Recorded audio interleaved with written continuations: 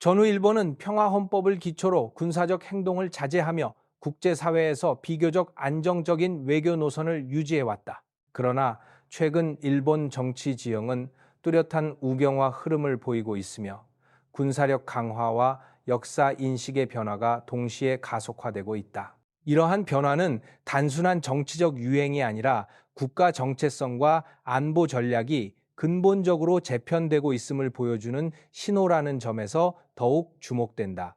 특히 아베 신조 전 총리 시절부터 추진된 안보 정책 개편과 역사 수정주의적 담론은 일본 사회 내부에 강하게 자리 잡으며 정치적 중심축을 오른쪽으로 이동시키고 있다.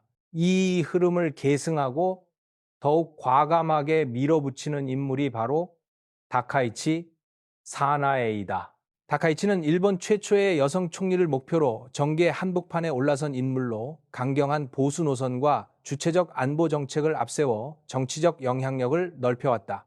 그러나 그녀의 최근 발언은 기존 일본 정부가 신중하게 피해온 영역을 정면으로 건드리며 국제관계에 큰 파장을 일으켰다. 대만 유사시 일본이 집단적 자위권을 행사할 수 있다는 그녀의 언급은 일본이 사실상 중국과의 군사적 충돌 가능성을 공론화한 것으로 해석되었고, 이는 중국이 즉각적이고 강경한 반응을 보이게 만든 핵심 요인이 되었다. 중국과 미국의 경쟁이 다시 고조되는 가운데 일본의 위치는 그 어느 때보다 민감하며 어느 한쪽의 발언이라도 동아시아 전체 안보 구조에 영향을 미칠 수 있다.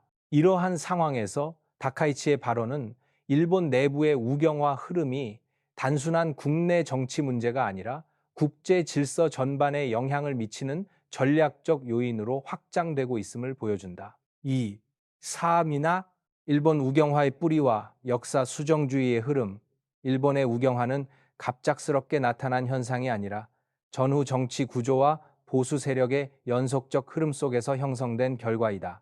그 중심에는 아베 신조의 정치적 노선이 자리하며 이는 그의 외조부인 기시 노부스케로부터 이어진 국가주의적 전통과 깊은 관련이 있다. 기시 노부스케는 전쟁 범죄 혐의로 기소됐던 인물이지만 전후 정치권으로 복귀해 일본 보수 정치에 뿌리를 다졌다.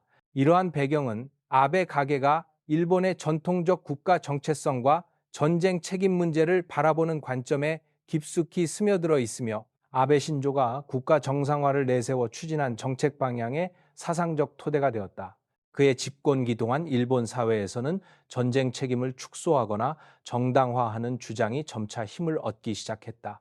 우경화의 핵심에는 역사 수정주의가 있다. 이는 제국주의 침략과 식민 지배, 전쟁 범죄에 대한 기존의 반성적 관점을 부정하고 역사를 새롭게 해석하려는 흐름을 의미한다. 대표적으로 위안부 문제, 강제 동원 문제, 학살과 잔혹행위 등 국제사회가 이미 인정한 사실을 부정하거나 축소하려는 움직임이 일본 사회 일부에서 꾸준히 나타나고 있다.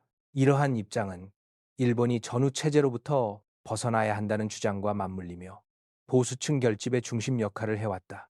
역사 수정주의는 단순한 학술적 논쟁이 아니라 일본이 스스로를 어떻게 규정하고 주변국과 어떤 관계를 유지할 것인지와 직결되는 정치적 행위라는 점에서 심각하다.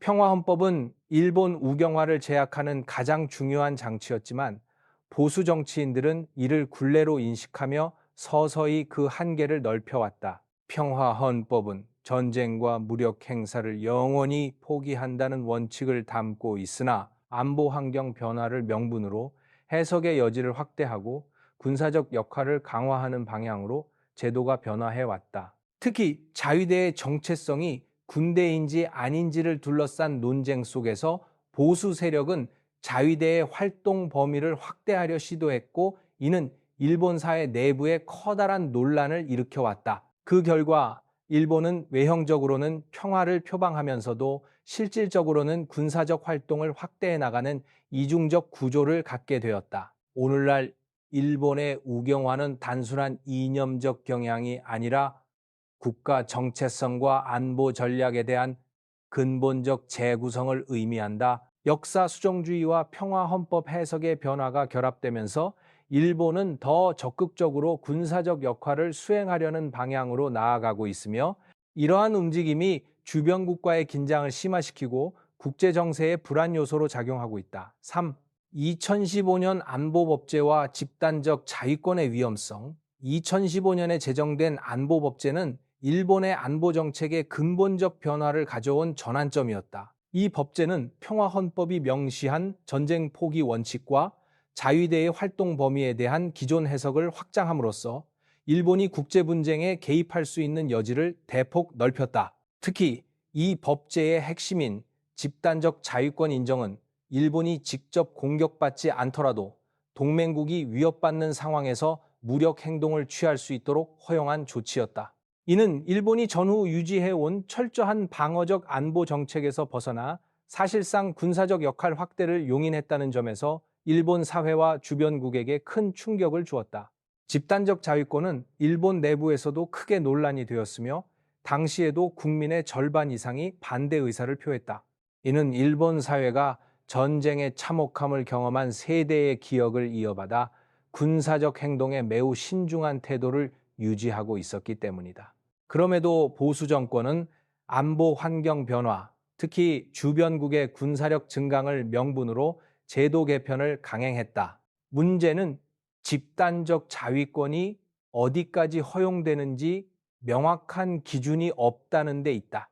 이 때문에 일본이 직접 위협받지 않아도 정부의 판단에 따라 무력 개입이 가능해지고 그 과정에서 평화헌법이 사실상 무력화될 위험이 커졌다. 또한 안보법제는 존립위기 사태라는 모호한 개념을 도입했다. 이는 일본이 직접 공격받지 않더라도 일본의 안전이 중대한 영향을 받는 상황이라면 군사 행동을 할 수 있다는 의미였다.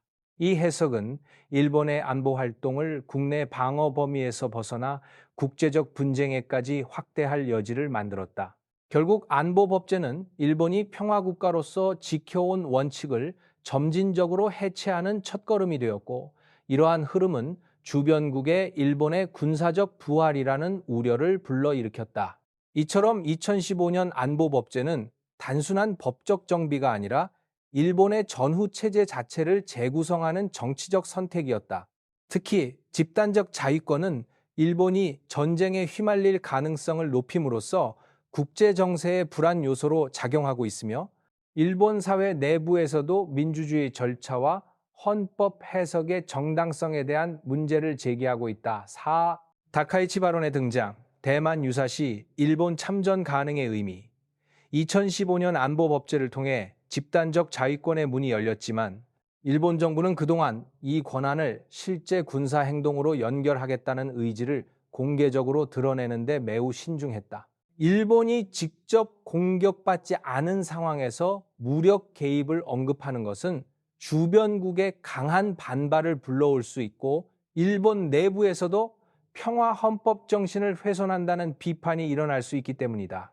그러나 이러한 신중한 흐름을 단번에 깨뜨린 인물이 바로 다카이치 사나에였다. 그녀는 국회 질의 과정에서 대만 유사시 일본이 집단적 자위권을 행사할 수 있다는 발언을 공개적으로 내놓으며 그동안 일본 정부가 피하려 했던 선을 넘었다. 다카이치의 발언은 단순한 의견 표명이 아닌 일본이 사실상 중국과의 군사적 충돌 가능성을 인정하는 것으로 해석될 수 있었다. 이는 대만을 둘러싼 긴장이 고조되는 가운데 중국이 가장 민감하게 반응하는 지점이기도 했다. 대만 문제는 중국의 핵심 이익 중 하나이자 국가 정체성의 중심에 놓여 있기 때문에 일본의 군사 개입 가능성을 밝힌 것은 중국에게 명백한 도전으로 받아들여질 수밖에 없었다.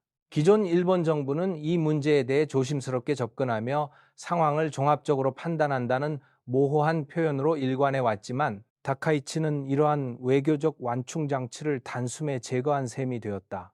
더욱이 그녀의 발언 시점은 중국이 첫 전자기식 캐터펄트를 탑재한 대형 항공모함을 취역시킨 직후였다. 이 항공모함은 대만 인근에서의 군사적 영향력을 강화하려는 중국의 의지를 상징적으로 보여주는 전력으로 평가된다. 이러한 상황에서 일본의 정치 지도자가 대만 문제에 직접 군사 개입 의지를 드러낸 것은 중국에게 외교적 모욕에 가까운 신호로 받아들여졌다. 그 결과 중국의 외교 라인은 즉각적으로 강경한 대응을 보이며 일본을 향한 압박 수위를 높여갔다. 국내적으로도 다카이치의 발언은 단순한 실수가 아니라 의도된 메시지로 해석되었다. 그녀는 질문 후 이 발언을 취소하라는 요구를 수용하지 않았고 이것이 자신의 공식적 입장임을 분명히 했다. 이는 일본의 보수층과 극우 지지층에게 강경한 안보관을 강조하여 정치적 지지 기반을 넓히려는 전략으로 볼 수 있다. 최근 일본 사회에서 우경화 흐름이 강화되고 있다는 점을 고려하면 다카이치의 발언은 국내 정치적 계산이 반영된 행동이라는 분석이 설득력을 갖는다. 그러나 이러한 발언은 일본의 외교적 부담을 극도로 높였다. 일본은 평화 헌법을 근거로 전쟁을 피하는 국가적 이미지를 오랫동안 유지해 왔으며 주변 국가의 관계에서도 신중함을 기반으로 안정적인 외교 균형을 유지하려 해왔다. 그럼에도 다카이치의 발언은 일본이 더 이상 방어적 입장에만 머물지 않겠다는 의지를 드러낸 발언으로 비칠 수 있었다. 이는 중국뿐 아니라 미국에게도 부담을 주는 요소가 된다. 특히 미국은 동아시아에서 불필요한 군사적 긴장을 원하지 않기 때문에 일본이 독단적으로 긴장 국면을 악화시키는 것을 달가워하지 않는다. 결국 다카이치의 발언은 일본의 안보 정책이 단순한 해석 확대 수준을 넘어 실질적인 군사 개입 가능성으로 이동하고 있음을 보여주는 상징적 사건이었다. 이는 일본 외교가 가진 전후 질서의 원칙과 현실 정치의 계산이 충돌하는 지점을 드러내며 동아시아 안보 구조에 새로운 긴장을 불러일으킨 결정적 계기가 되었다. 5. 중국의 격렬한 반응과 그 배경. 다카이치 발언 직후 중국이 보인 반응은 일본 내부에서도 예상보다 훨씬 강경하다는 평가를 받았다. 이는 중국 외교부와 지방 외교기관이 동시에 비판 수위를 끌어올리며 일본에 대한 압박을 강화한 행동에서 명확히 드러났다. 특히 오사카 총영사가 목을 베지 않을 수 없다는 극단적 표현을 사용한 것은 외교 관례를 완전히 벗어난 것으로 중국이 이번 사안을 단순한 외교적 충돌이 아니라 국가 핵심 이익을 건 도전으로 규정하고 있음을 보여준다. 중국 중앙정부 대변인 또한 불장난을 하면 불에 타게 된다는 표현을 반복적으로 사용하며 일본을 강하게 경고했다. 이는 중국이 일본을 미국과 함께 대만 문제에 개입하려는 국가로 인식하고 있다는 점을 시사한다. 이처럼 격렬한 반응이 나온 배경에는 대만 문제가 중국의 국가 정체성과 지배 정당의 권위에 직결되는 사안이라는 특성이 존재한다. 중국은 대만 통일을 국가 완전성 회복이자 국가 부흥의 핵심 목표로 규정해 왔으며 이를 달성하는 과정에서 어떤 외부 세력의 개입도 용납할 수 없다는 입장을 고수하고 있다. 특히 최근 들어 주변국이 대만 문제에 대해 발언하거나 군사적 준비를 강화할 때마다 중국이 보이는 대응 강도는 크게 높아졌다. 이는 중국이 대만 문제를 더 이상 단순한 영토 문제로 보지 않고 정권 안정과 국제적 위상 확보를 위한 근본 과제로 다루고 있기 때문이다. 또한 다카이치의 발언 시점이 중국에게 더욱 민감하게 다가온 결정적 이유는 발언 이전에 중국이 첫 전자기식 캐터펄트를 탑재한 대형 항공모함인 푸제남을 정식으로 취역시켰다는 사실에 있다. 푸제남은 중국이 해상 전력을 한 단계 끌어올리는 상징적 성과로 특히 대만 주변에서의 작전 능력을 크게 강화하는 데 초점이 맞춰져 있다. 푸제남의 이름 자체가 대만과 마주한 복건성에서 비롯되었음을 고려하면 이 함정의 취역은 중국 내부에서 대만 수복 의지의 제도적 선언으로 받아들여지고 있었다. 이런 상황에서 일본의 고위 정치인이 대만 문제에 대한 군사 개입을 언급한 것은 중국의 자존심을 건드린 도발로 인식될 수밖에 없었다. 중국의 강경 대응은 외교적 수사에 그치지 않고 경제적 압박으로까지 확장되었다. 중국 정부는 일본을 향한 단체 관광을 제한했고 이는 일본 관광 산업에 직접적인 타격을 줄 수 있는 조치였다. 또한 후쿠시마 오염수 방류 문제를 명분으로 일본산 수산물의 수입을 전면 중단하며 경제적 압박을 강화했다. 더 나아가 해상 실탄 훈련을 일본 인근에서 실시하며 군사적 긴장도 높였다. 이러한 일련의 조치는 중국이 일본을 압박하기 위한 수단을 다층적으로 활용하고 있음을 보여주며 일본이 쉽게 대응할 수 없는 구조적 취약성을 드러내게 만들었다. 중국의 반응이 강경했던 또 다른 이유는 일본과 미국의 긴밀한 안보 협력 관계가 대만 문제 해결에 장애가 될 수 있다는 우려 때문이다. 중국은 미국이 동아시아에서 영향력을 유지하기 위해 일본을 전초기지로 활용한다고 판단하고 있으며, 일본의 발언이나 행동이 미국의 전략과 연결될 가능성을 매우 경계한다. 다카이치의 발언은 중국 입장에서 일본이 미국의 입장을 대변하거나 앞서 나가는 행동으로 비칠 수 있었기 때문에 더욱 민감하게 반응할 수밖에 없었다.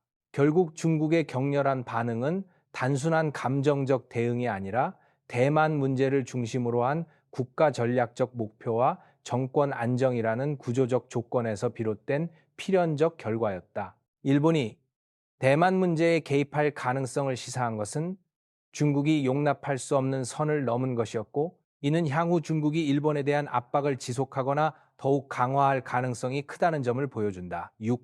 일본 정부의 당혹과 수습 시도. 다카이치의 발언 이후 일본 정부는 예상치 못한 외교적 파장을 맞닥뜨리며 큰 당혹감을 드러냈다. 일본 정부는 그동안 대만 문제와 관련해 모호한 표현을 유지해 왔으며, 중국의 반응을 자극하지 않으려는 신중한 접근을 기조로 삼아왔다. 그러나 다카이치가 공개적으로 군사 개입 가능성을 언급하자 일본 내각은 즉각 그녀의 발언을 개인적 의견으로 규정하며 정부 공식 입장과 분리하는 데 힘을 쏟았다.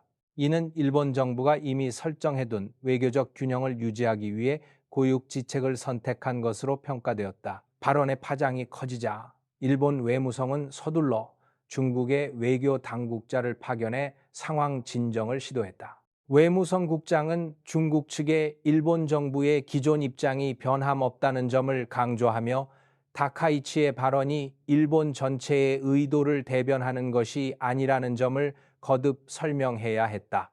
그러나 중국 외교 라인의 반응은 냉담했고, 일본 측이 제공한 설명을 의도적으로 공개하며 일본 외교의 난처한 상황을 드러내는 모습까지 보였다. 이는 중국이 일본의 방어적 해명을 받아들이기보다 오히려 정치적 부담으로 되돌려주려는 의도였음을 보여준다.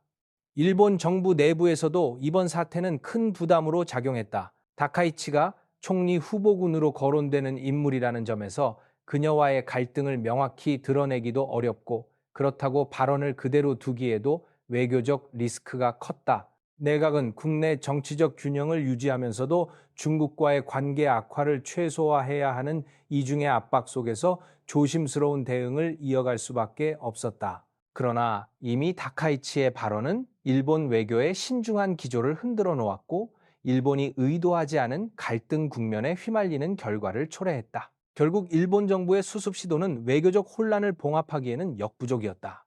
다카이치의 발언은 일본 내부의 정치적 계산과 외교 전략 사이에 존재하는 불일치를 적나라하게 보여주었으며, 일본이 앞으로 대중 외교에서 더 큰 어려움에 직면할 것임을 예고하는 신호로 작용했다. 7.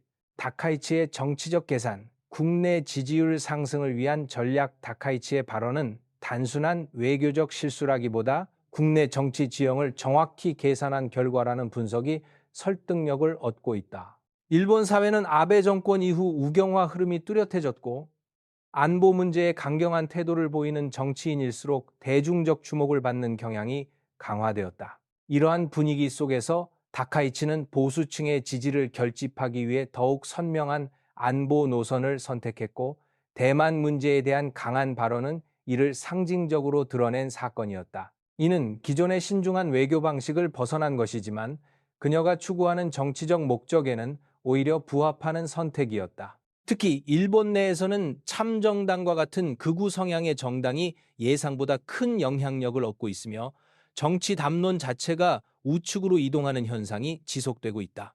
다카이치는 이러한 흐름을 정확히 읽어내고 강경한 안보관과 국가주의적 메시지를 전면에 내세움으로써 이들의 지지 기반을 흡수하려 하고 있다. 실제로 그녀가 총리 후보로 부상할 당시 3파전 구도 속에서 보수층의 직설적이고 과감한 발언이 대중적 호응을 얻으며 정치적 입지를 강화하는 모습을 보여주었다.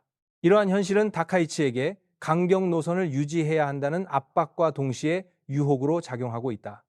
또한 다카이치는 대중 정치인으로서의 특징을 강하게 지니고 있다. 그녀는 자민당 내부 조직력에 크게 의존하지 않고 직접 대중에게 강렬한 메시지를 전달하며 여론을 움직이는 방식을 선호한다. 이 때문에 그녀는 외교적 부담이 크더라도 내부 지지층에게 분명한 정치적 신호를 보내는 전략을 선택한 것으로 보인다. 대만 문제는 일본 보수층이 민감하게 반응하는 주제이고 중국에 대해 강경한 입장을 취할수록 우경화된 유권자들의 지지를 확보할 수 있다는 계산이 깔려 있다. 그러나 이러한 정치적 계산은 외교적 리스크를 고려하지 않은 매우 위험한 선택일 수 있다. 국내 지지율 상승을 위해 발언의 수위를 높이는 것은 일시적으로는 유리할 수 있으나 장기적으로는 일본 외교의 기반을 흔들고 국가적 부담을 확대할 가능성이 크다. 다카이치의 전략은 현재 일본의 정치 환경에서는 효과적일 수 있으나 그 대가로 일본이 중국과의 갈등에서 감당해야 할 비용은 더욱 커지고 있다. 결국 그녀의 계산은 개인적, 정치적 이익을 얻는 데 초점을 맞추고 있지만 그 결과는 일본 전체의 외교적 안정성을 훼손하는 방향으로 이어지고 있다. 8. 미국의 미온적 태도, 왜 다카이치를 지지하지 않았나? 다카이치의 발언이 일본 내부 보수층에게는 강경한 지도자의 이미지로 받아들여졌지만 미국은 이를 적극 지지하기는커녕 오히려 거리를 두는 모습을 보였다.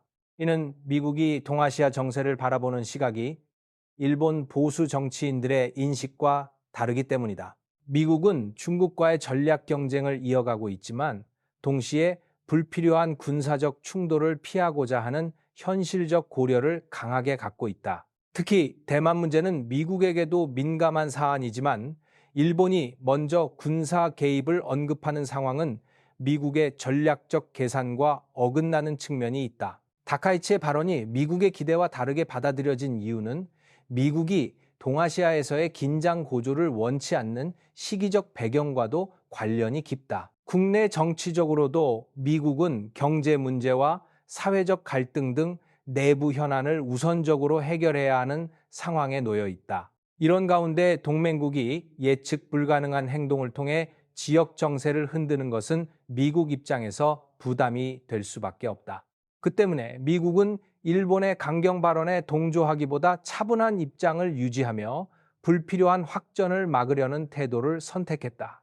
특히 다카이치가 중국과의 갈등을 공개적으로 자극한 시점은 미국이 중국과 대립각을 조정하며 실리를 추구하려는 분위기와 충돌했다. 미국은 중국의 경제 보복이나 군사적 긴장을 유발할 수 있는 일본의 독단적 행동을 지지할 이유가 없으며 오히려 동맹 전체를 위험에 빠뜨릴 가능성이 있다고 판단했다. 이러한 상황에서 미국이 다카이치를 옹호하지 않은 것은 단순한 외교적 간격을 넘어 일본 보수 정치의 과도한 행동에 대한 경고의 성격까지 담고 있었다. 결국 미국의 미온적 태도는 동맹의 중요성을 부정한 것이 아니라 지역 안정과 전략적 유연성을 유지하기 위한 현실적 선택이었다. 다카이치가 기대했던 강력한 대중 압박의 공동 전선은 형성되지 않았고, 이는 그녀의 발언이 국제적으로도 고립될 수 있음을 보여주는 사례가 되었다. 9. 경제적 외교적 파장. 일본이 직면한 위험. 다카이치의 발언은 일본 외교의 균형을 무너뜨리는 데 그치지 않고 경제 전반에도 상당한 부담을 가져올 가능성을 드러냈다. 우선 중국은 일본의 최대 무역 상대국이며 관광과 소비 시장에서도 중요한 위치를 차지한다.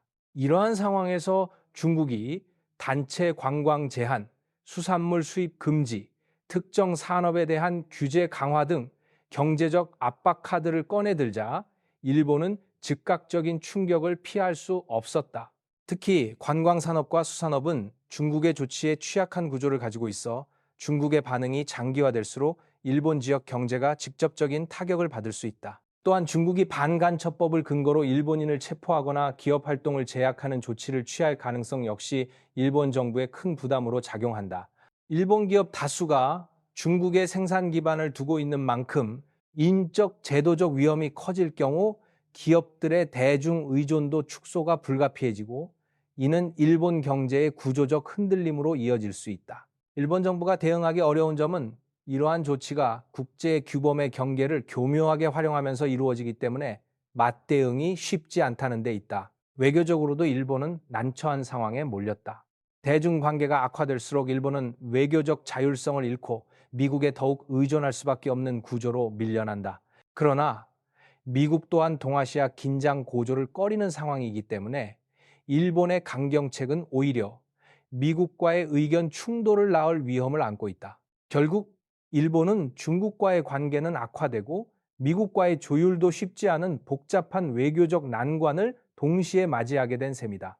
이처럼 다카이치의 발언은 단기간에 정치적 지지 상승을 가져올 수는 있으나 장기적으로는 일본 경제의 취약성을 노출시키고 외교적 입지를 약화시키는 결과를 초래하고 있다. 일본이 감당해야 할 부담은 계속 커지고 있으며 이러한 불안정성은 일본 사회 전체의 장기적 위험 요소로 작용할 가능성이 크다. 10.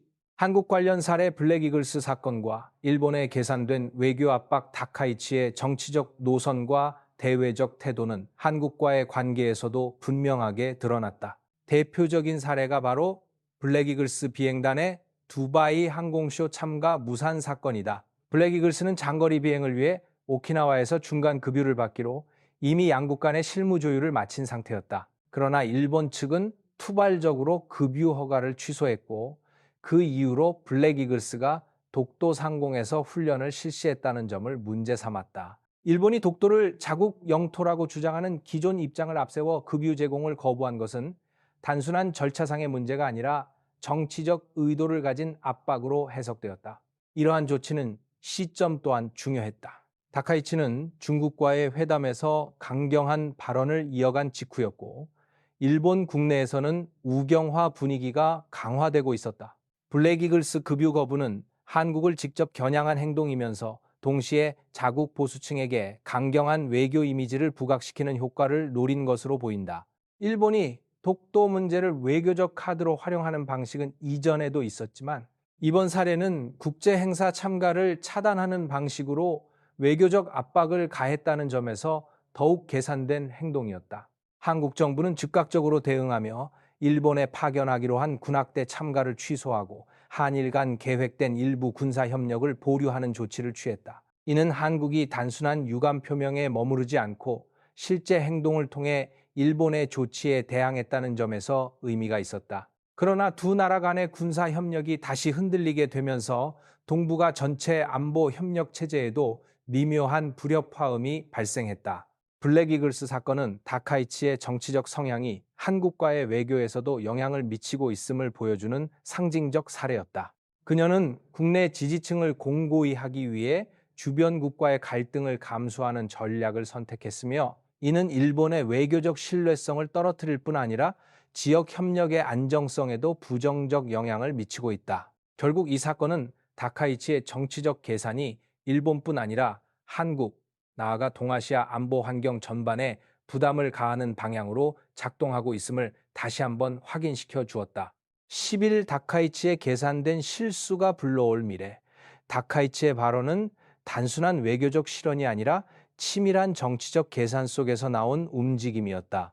일본 국내에서 강화되고 있는 우경화 흐름, 보수층의 결집, 그리고 총리 후보로서의 입지 강화라는 요소가 그녀로 하여금 강경한 안보 메시지를 선택하게 만들었다. 그러나 이 선택은 일본의 외교적 기반을 뿌리째 흔드는 결과를 가져왔다. 중국은 대만 문제를 국가 핵심 이익으로 간주하고 있기 때문에 일본의 발언을 결코 가볍게 받아들일 수 없었다. 그 결과 중국은 즉각적인 경제, 외교, 군사적 압박을 본격화했고 일본은 스스로 감당하기 어려운 갈등의 소용돌이에 빠지게 되었다. 일본 정부는 다카이치의 발언을 개인 의견으로 축소하며 사태 수습을 시도했지만 이미 한 차례 무너진 균형을 되돌리기에는 역부족이었다. 주변국은 일본의 정치적 불안정성을 경계하게 되었고 미국 또한 일본의 일방적 강경 노선을 반기지 않는 모습을 보였다. 동맹국인 미국이 지지하지 않는 상황에서 일본이 중국을 상대로 강한 태도를 유지한다는 것은 현실적으로도 큰 위험을 동반한다. 이처럼 다카이치의 발언은 일본이 외교적 고립과 경제적 부담을 동시에 떠안게 하는 구조를 만들었다. 결국 다카이치의 계산된 실수는 일본 내부 정치에서 일정한 지지 상승을 가져올 수 있을지 모르지만 장기적으로는 일본 외교의 신뢰를 약화시키고 동아시아 지역의 긴장을 높이는 요인으로 작용할 가능성이 크다. 중국은 대만 문제와 관련해 후퇴할 수 없으며 일본은 평화헌법을 기반으로 한 외교적 균형을 유지해야만 하는 한계를 지니고 있다. 이런 상황에서 강경 발언은 일본 스스로에게도 결코 유리하지 않은 선택이었다. 앞으로 일본은 다카이치가 만들어낸 갈등의 후폭풍을 어떻게 관리할 것인지에 따라 외교적 진로가 크게 달라질 것이다. 개인의 정치적 전략이 국가의 외교와 안보 구조에 치명적 부담을 주는 상황이 계속된다면 일본은 동아시아 정세 속에서 더욱 취약한 위치로 밀려날 수밖에 없다. 다카이치의 발언은 일본이 지금 어떤 선택을 해야 하는지를 다시 묻는 경고이자 우경화의 끝이 어디인지 되돌아보게 만드는 사건이었다.